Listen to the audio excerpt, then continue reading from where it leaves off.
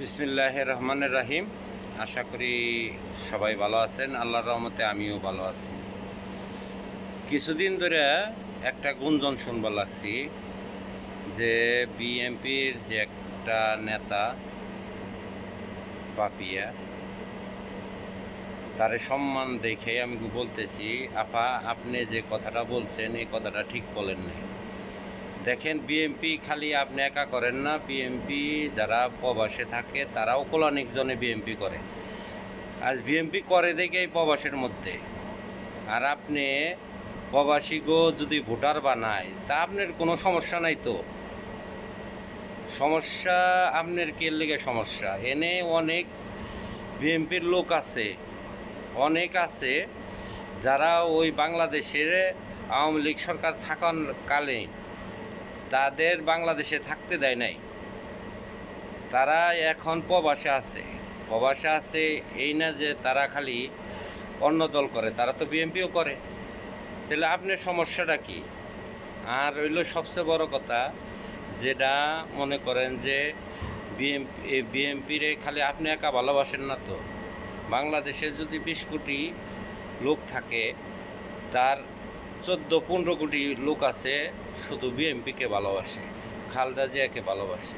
সেই খালেদা জিয়ার দল করবার যেয়ে অনেক অনেক লোক আছে তারা প্রবাসের মধ্যে পড়ে রয়েছে। প্রবাসে জানেন কত কষ্ট করে প্রবাসে পড়ে রয়েছে। আমি একজন দল করতাম, আপনি আমার খোঁজ নেন। আমি সাটোয়া থানায় বিএনপির সাথে জড়িত আছিলাম। আমারে কি থাকবার দিছে নাকি? আমারে তো থাকবার দেয়নি। আমি এখন প্রবাসে আছি।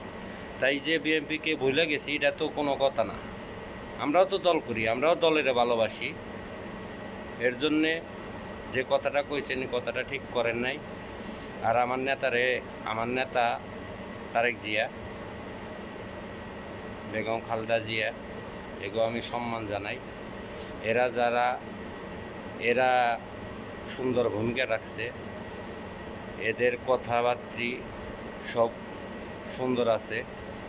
এর জন্যে আপনি একা বিএনপি করেন নাই, বিএনপি সবাই করে।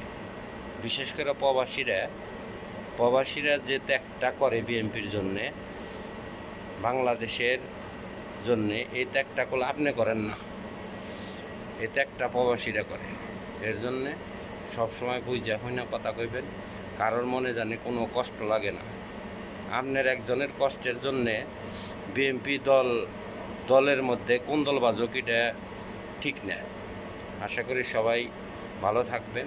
প্রবাসীকেও এত ছোটো বুঝবেন না, এত প্রবাসীকেও অবহেলা করেন না। প্রবাসীরা অনেক দুঃখে কষ্টে প্রবাসে থাকে। সবাই ভালো থাকবেন। আসসালামু আলাইকুম।